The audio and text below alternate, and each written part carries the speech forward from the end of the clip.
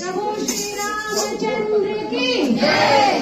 सियापति श्री रामचंद्र की जय। सत्य हनुमान की जय। नमः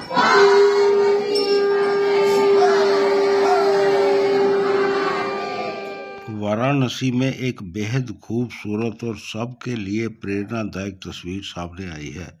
रामनवमी के पावन अवसर पर मुस्लिम महिलाओं ने श्री राम की आरती गाकर समाज को प्रेम और भाईचारे का बड़ा संदेश दिया है। मुस्लिम महिला फाउंडेशन और विशाल भारत संस्थान द्वारा लम्ही के सुभाष भवन में महा आरती का आयोजन किया। मुस्लिम महिलाओं ने मिलकर प्रभु श्री राम की आरती गाई।